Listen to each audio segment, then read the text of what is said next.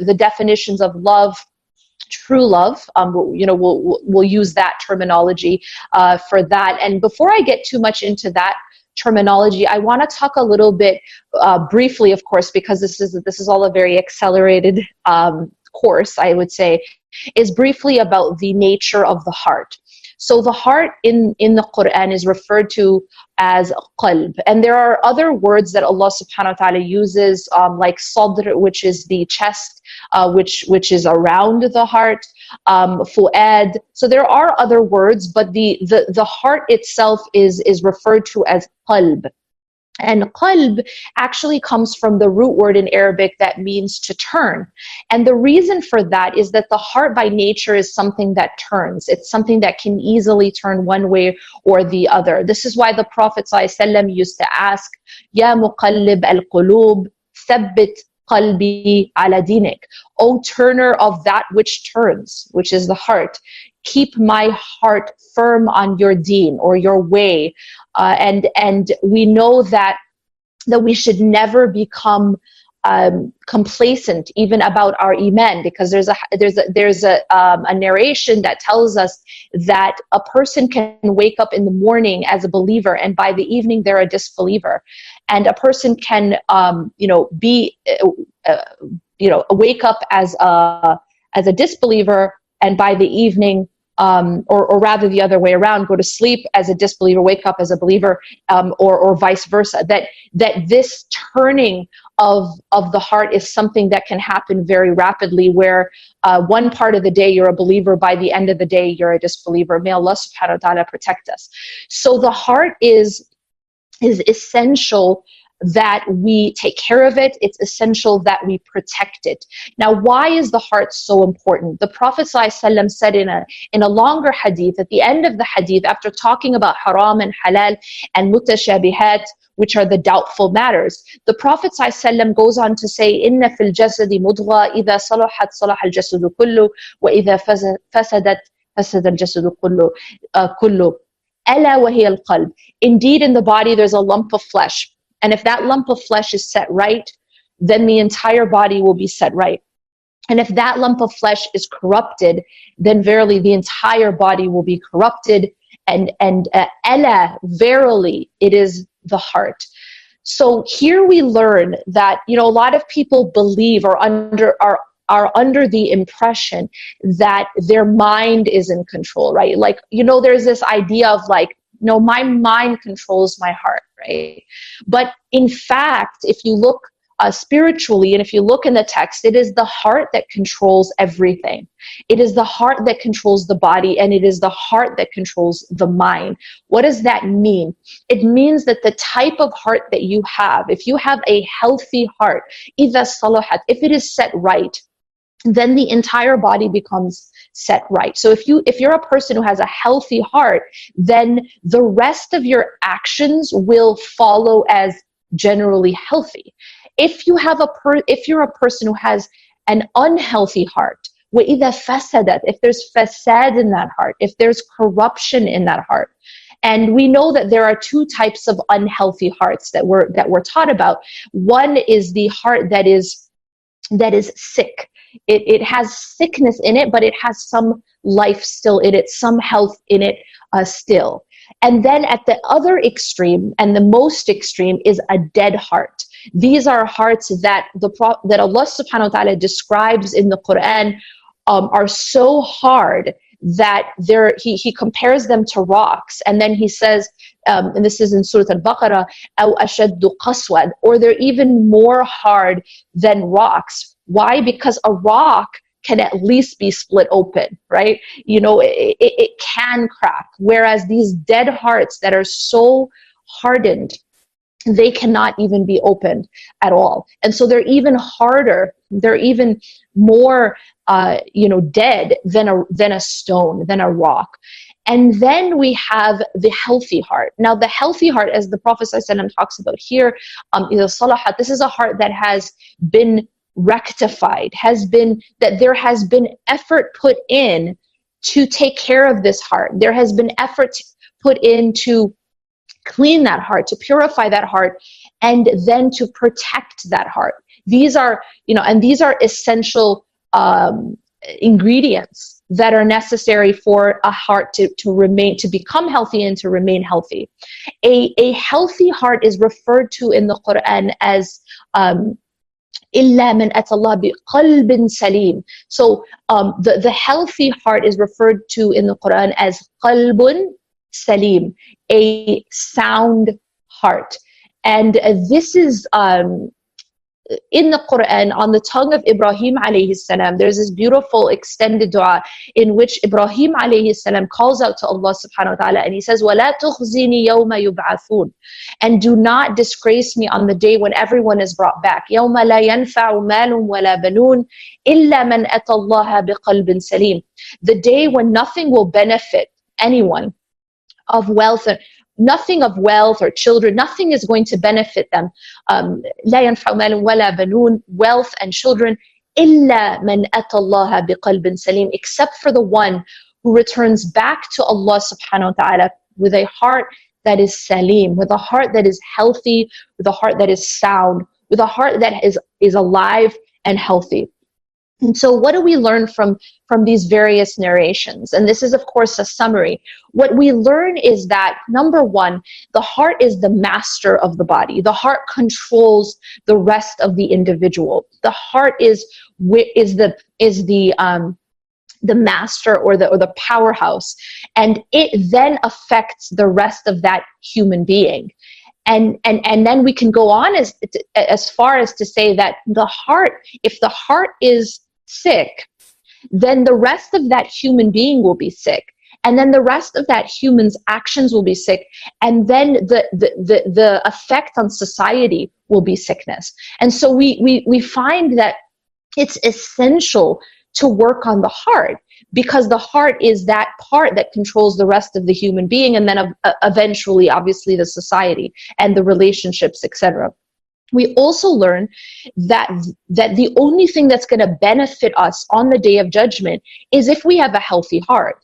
If we do not, everything else that we have collected and everything else that we've amassed, as Allah says, لا ينفع مال ولا بنون إلا من أتى الله بقلب, that nothing will benefit them of wealth or children. These are the types of things, and especially in the society that of the Prophet ﷺ, these were symbols of power, right? If you had wealth and you had children, this is basically what was meant that person was powerful. And so Allah subhanahu wa ta'ala is telling us here that none of that will benefit anyone. The only thing that will matter is whether or not you return back to Allah with a heart that's healthy, with a heart that's sound. Now let me move into what does that heart look like? What is qalbun salim, and how can we understand what are the characteristics of that type of heart? Well, one way to understand qalbun salim is to understand it as a heart that does not have any competitor with Allah within it. A heart that does not have any competitor with Allah within it. Now, I say this because sometimes people get confused.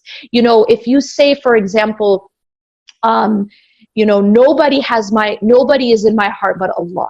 If you say something like that, people can become very confused, and they start to ask, like, well, wait a minute, does that mean I'm not allowed to love my children? Does that mean I'm not allowed to love my husband, my parents? And I don't want there to be any confusion. And so the reason that I want to put it this way is so that we understand it's not about love of other things. It's not about loving our parents, loving our children, loving our spouse. It's about, is this love a competitor with the love of God? Does this love become a rival with the love of Allah subhanahu wa ta'ala within the heart? And Allah subhanahu wa ta'ala talks about this in Surah Al-Baqarah when He says, وَمِنَ النَّاسِ مَن يَتَّخِذُ مِن دُونِ اللَّهِ أَنْدَادًا يُحِبُّونَهُمْ كَحُبِّ اللَّهِ. That there are human beings, there are people who take rivals with Allah, and that means a rival with Allah subhanahu wa ta'ala. Now, how is it that they're taking this rival with Allah subhanahu wa ta'ala? Usually when we think about rival with Allah, we think about shirk. And when we think about shirk, we typically think about a like a stone statue, an idol, made of stone that we worship, right? But here Allah subhanahu wa ta'ala is clarifying that this andad, that these andad, it's plural, these idols, these rivals with Allah subhanahu wa ta'ala are actually in love. يُحِبُّونَهُمْ كَحُبِّ اللَّهِ. Allah says that they love them as they should only love God. So there are people who take rivals with Allah. They love them as they should only love Allah or God. So the rivalry here, this competition within the heart, is a competition of love. And that is what Allah subhanahu wa ta'ala is describing here in this ayah. And then he goes on to say that وَالَّذِينَ آمَنُوا أَشَدُّ حُبًّا لِلَّهِ. This is very important. Allah is describing the believers as being those who their strongest, most intense love is for Allah. This is absolutely the basis and foundation of everything we're going to talk about, of every single thing we're going to talk about here today. And that is, when we talk about love, when we talk about false attachments or unhealthy attachments, it has to be understood that the ashaddu hubb, that the most intense love, has to be for Allah subhanahu wa ta'ala. And only when our most intense love is for Allah subhanahu wa ta'ala will we have the capacity to love the creation in a healthy way. This is probably the take-home message. If there's anything that we take home from our time today, it's this: that only when we make Allah our most intense love, only when our love for Allah subhanahu wa ta'ala supersedes and it overcomes and it is superior to any other love, only then will we have the capacity to love the creation in a healthy, beautiful way. And I'll talk about what it looks like when it is not healthy and how that actually becomes harmful, not only for the individual who harbors that competing love, but it also becomes harmful to the object of love. So you actually hurt the one that you love in an unhealthy way as well as yourself, right? When the foundation is not Allah subhanahu wa ta'ala, when the greatest love in the heart is not Allah subhanahu wa ta'ala. However, qalbun salim is not only a heart that has its greatest love for Allah subhanahu wa ta'ala, but again, we mentioned that qalbun salim is a heart that does not have any competitor with Allah subhanahu wa ta'ala. So a competitor can be in other things as well. We might say, I love Allah most. And it might be true. Maybe our greatest love is for Allah subhanahu wa ta'ala beyond anything else. But we might fear something else as we should only fear Allah. We might put our dependence on something else as we should only put our dependence on Allah subhanahu wa ta'ala. We might put our hope in something else as we should only put our hope in Allah subhanahu wa ta'ala. So this is a much deeper and vast statement than only about the love. Now, I began with love because there's another principle that we can understand about love, and that is that whatever you love most becomes your master. Okay? So if you want to know what you are a slave to, and by the way, let's clarify, everyone is a slave to something. Everyone is a slave to something. The atheist is a slave, just as the agnostic, just as the Christian, the Jew, the Buddhist, and the Hindu. Every individual is a slave to something. The only difference is that different people enslave themselves to different things. Okay, and I'll talk about some of the things that we enslave ourselves to when talking about false attachments. But generally, this principle is that whatever you love most becomes your master. So you become a slave to whatever it is that you love most. Now, when we look now at the concept of having our greatest love for Allah subhanahu wa ta'ala, our greatest hope in Allah subhanahu wa ta'ala, our greatest dependence on Allah subhanahu wa ta'ala. Let's take a look at what the false attachments look like, or what happens when we have these false attachments. So I want you to think about the heart like a vessel, all right? So like a cup, and it can hold, it holds like a certain amount of stuff, right? And I want you to think about the heart as having various layers, all right? Now, I want to talk specifically right now about the core of the heart. Now, I want you to think about the core of the heart. This is the lub, all right? The lub, which is the most innermost part of the qalb. Now, the lub, or the most innermost part of the qalb, that is what we will explain as the seat of worship. Whatever is in the innermost core of the heart is your ilah. And now I've just given another very important term. You've heard this word before. You probably say it many times a day. In the shahada, you say la ilaha illallah. Now, when you're saying la ilaha illallah, you're saying a very, very profound statement. And a lot of us don't actually understand the implications and the depth of this statement. Literally, when you're saying la ilaha illallah, you are saying there is nothing worthy of being an ilah except for Allah. That's what you've said. You've said there is no ilah.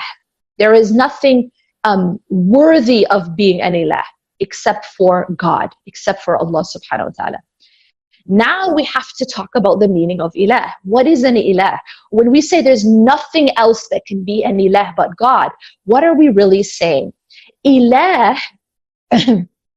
ilah is not only that thing you pray to.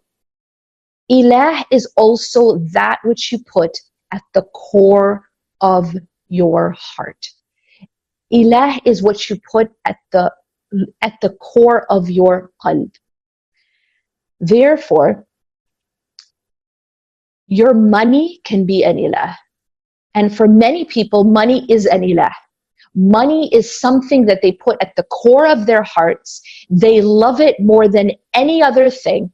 They fear losing it more than any other thing. They put their dependence on it more than any other thing. They put their hope in it more than any other thing. And that makes it an ilah. It's actually as if they're worshiping their money. And that thing that you put at the core of your heart, as I mentioned, you become a slave to it.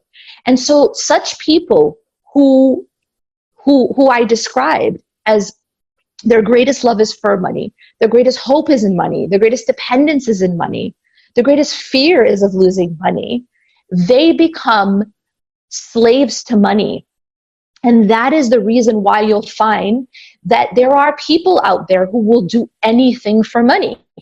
That's because they've become slaves to it. Whatever will give them money, they'll do it. And it doesn't matter if it involves killing. It doesn't matter if it involves stealing. It doesn't matter if it involves going and occupying other countries, bombing and raping. That this is because it becomes a master for these people. It is you become a slave to it.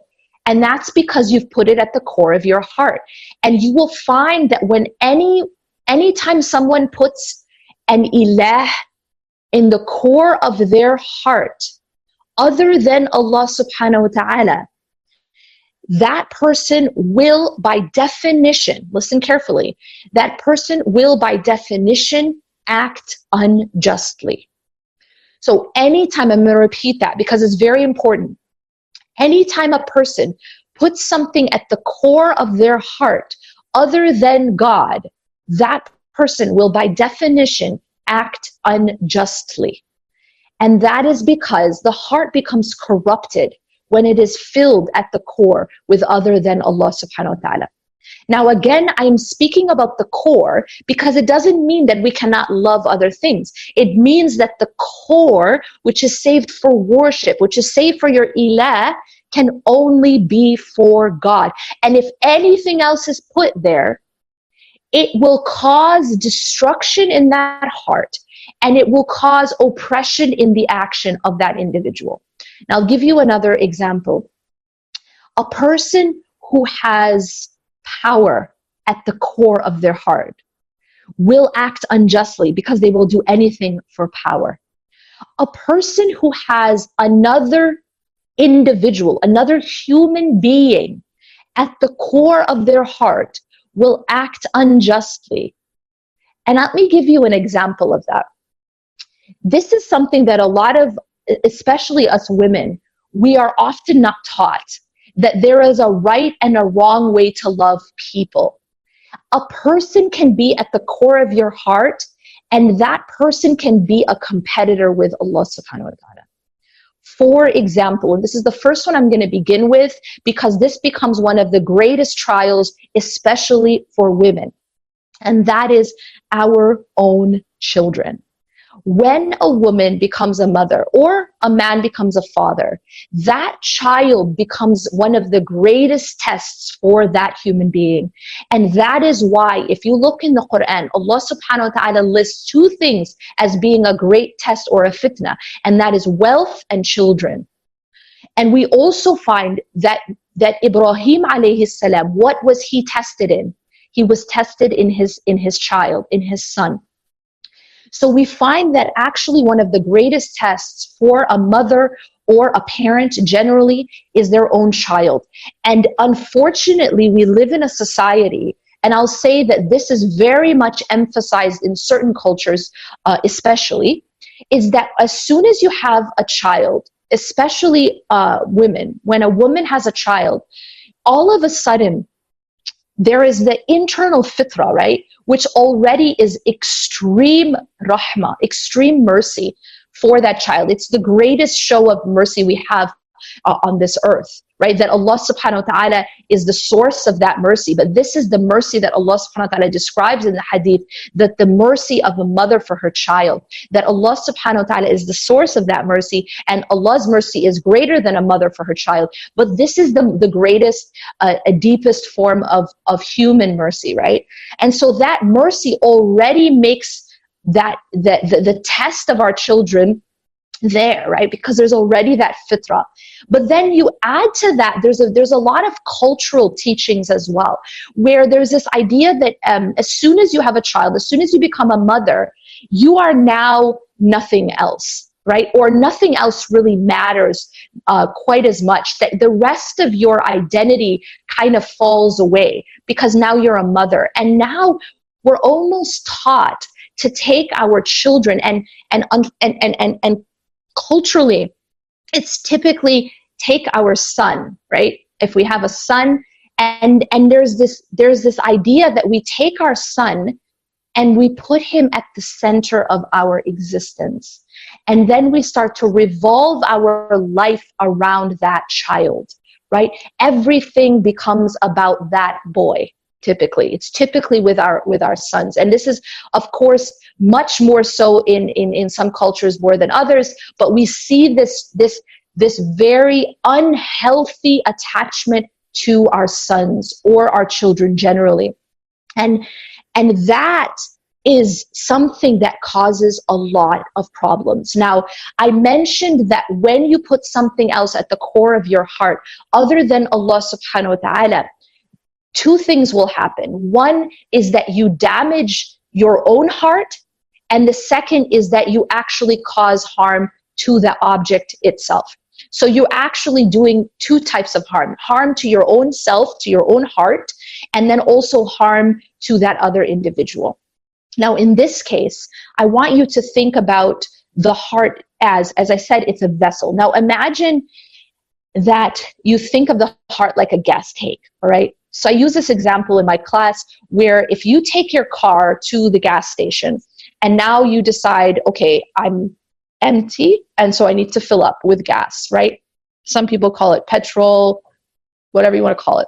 The thing you put in your gas tank, right? So you go there and you realize that day that gas is super expensive, and so orange juice is on sale. So you decide, okay, I'm going to take the orange juice and I'm going to put that in my gas tank instead of the gas. Now what happens? Well, you've just put orange juice in a vessel that was only created to hold gasoline, right? This vessel, this creation, right? This is a creation. A manufacturer made this car, right?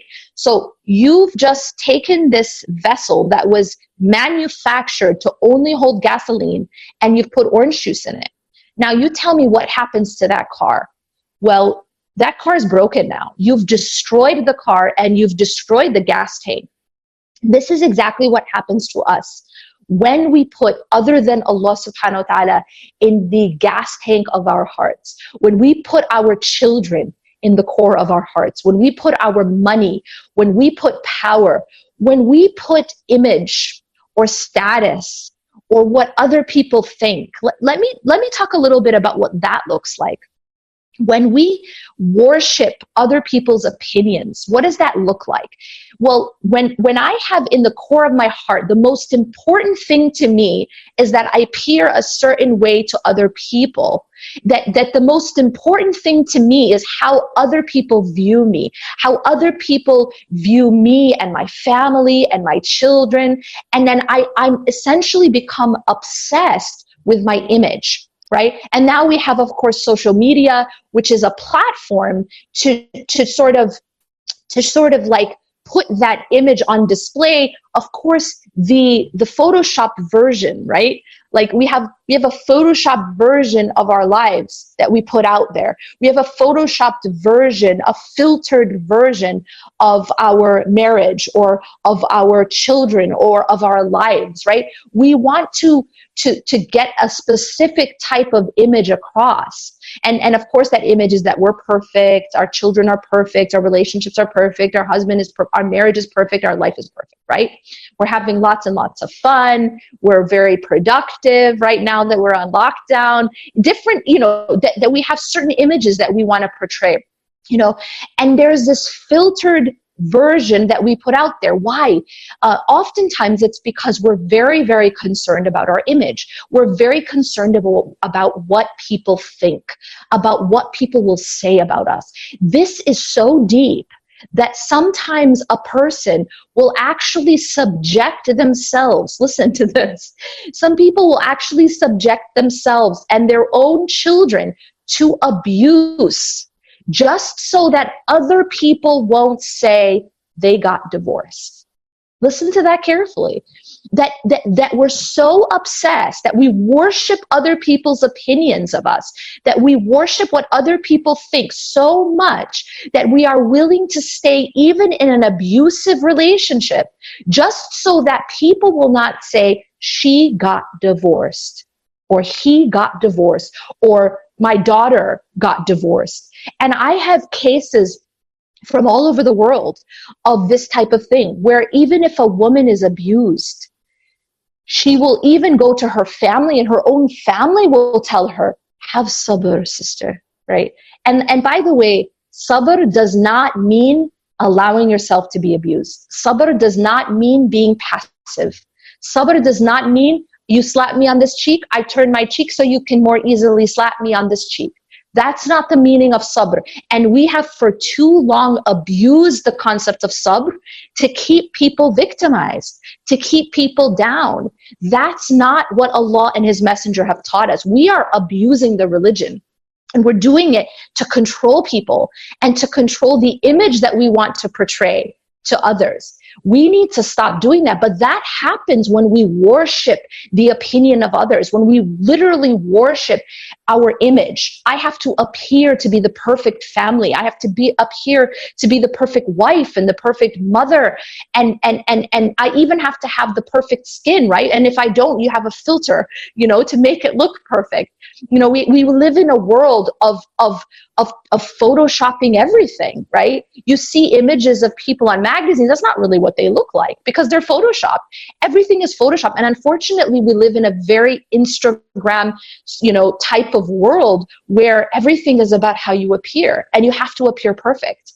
You have to be perfect and you have to look perfect and you have to keep up this facade of being perfect. Now, the problem here is that you've made your focal point something other than Allah.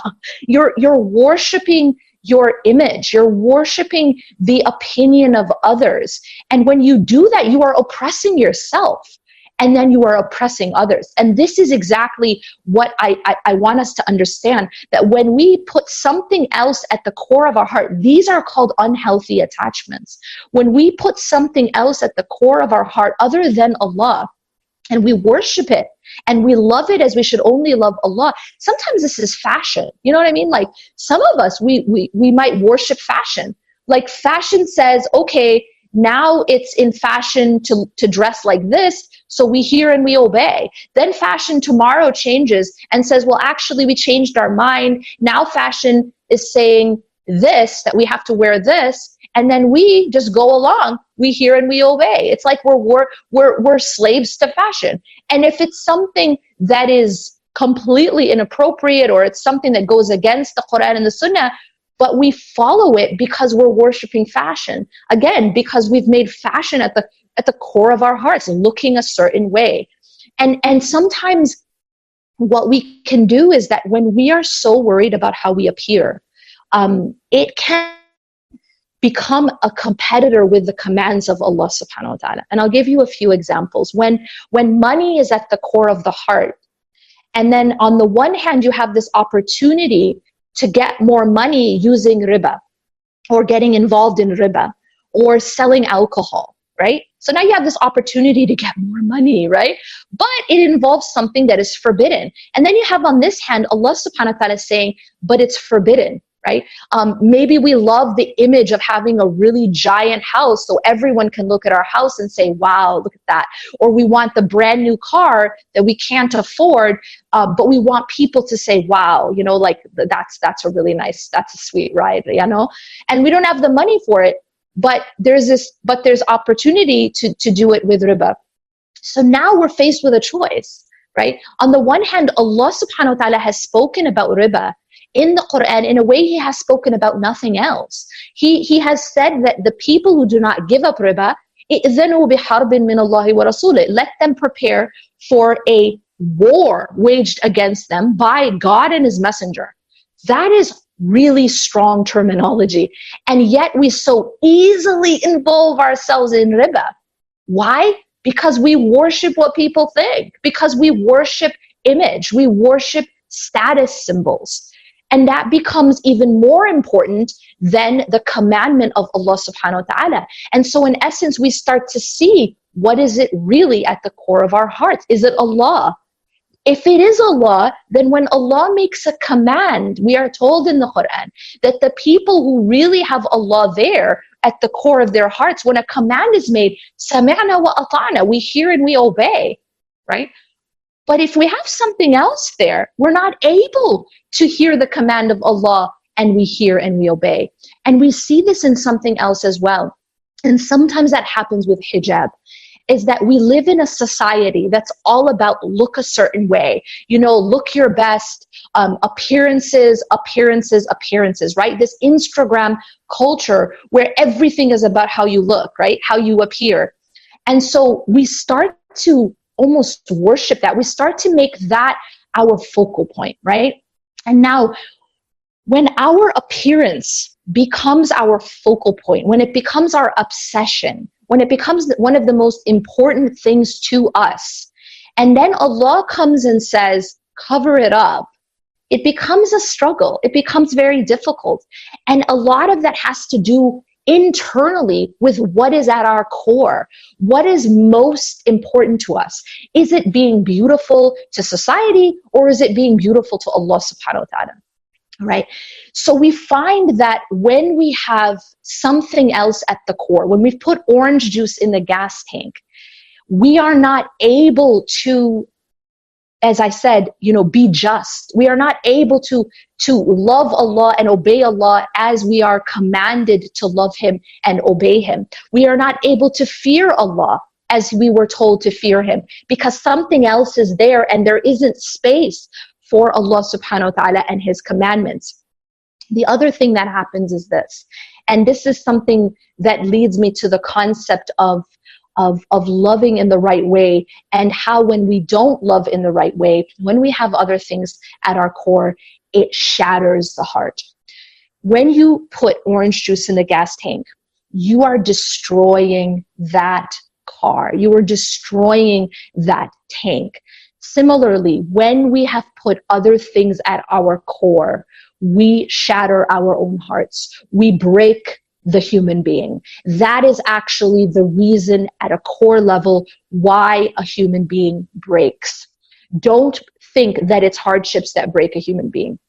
Hardships don't break a human being. What breaks a human being is loving anything as you should only love Allah. Fearing anything as you should only fear Allah. Putting your hope and trust in anything as you should only put your hope and trust in Allah.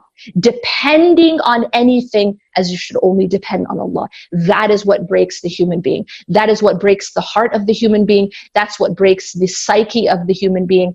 It is not our hardships. Because Allah subhanahu wa ta'ala, if Allah holds you up, if Allah is at your core, if a person has a healthy heart, Allah will enable that person to withstand the hardest of afflictions.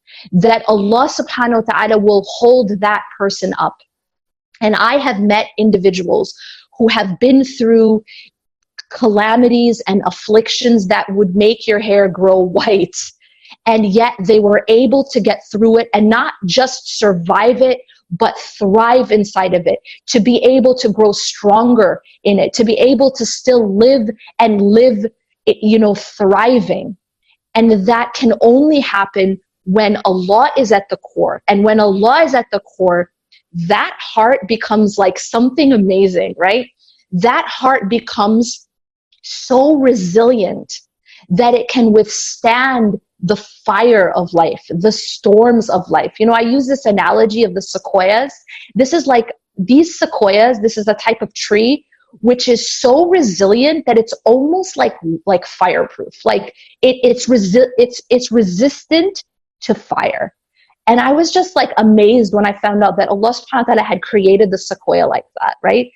And I realized that the heart of the believer can be like a sequoia, that the heart of the believer can actually be resistant to fire. Now, that doesn't mean that we don't feel pain. It doesn't mean we don't feel sadness. In fact, these are normal human emotions, or things that prophets felt, right? Sadness, we know that Yaqub alayhi salam felt. We know that the Prophet sallallahu alaihi wasallam had the year of sadness. This is normal. But I'm not talking about normal emotion. I'm talking about being broken.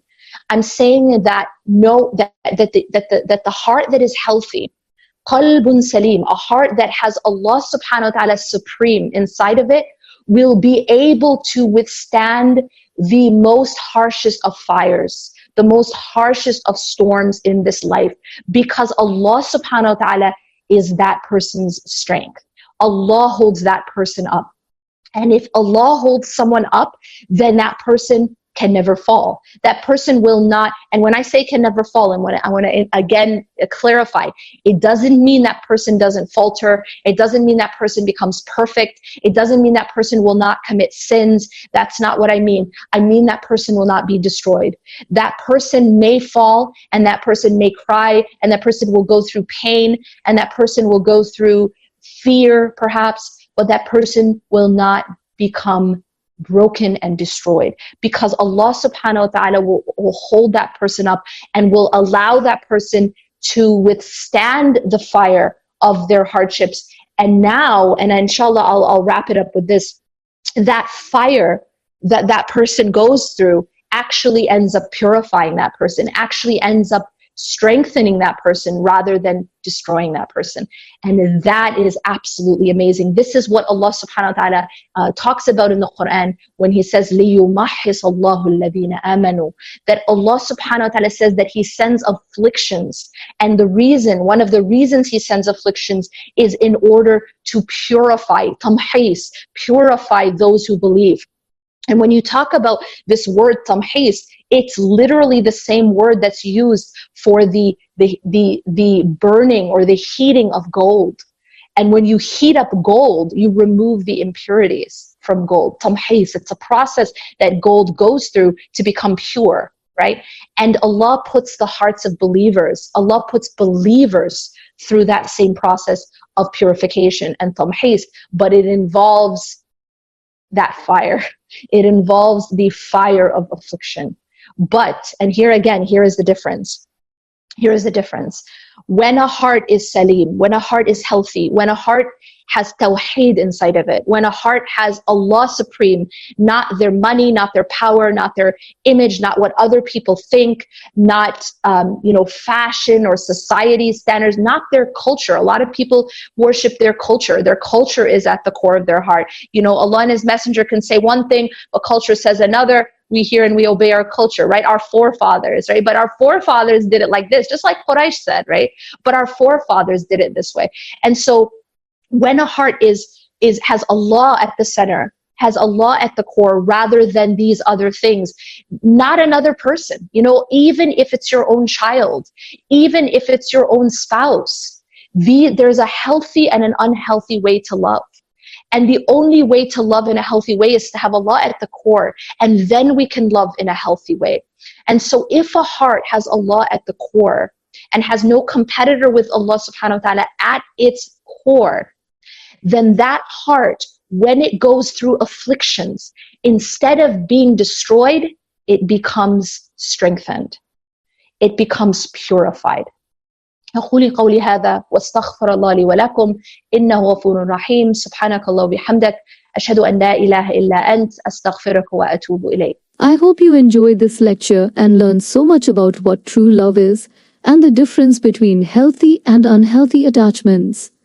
I also learned a lot from this lecture as taught by Yasmin Mogahed.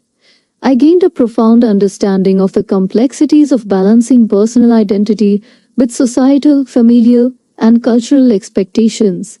It delves into the idea that while external influences can shape who we are, the foundation of genuine fulfillment lies in staying true to our core values and beliefs.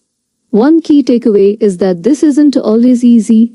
There are times when we may feel torn between what's expected of us and what feels authentic.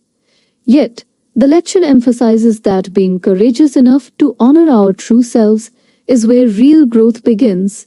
Resilience is another central theme, but it's discussed in a way that goes beyond just bouncing back.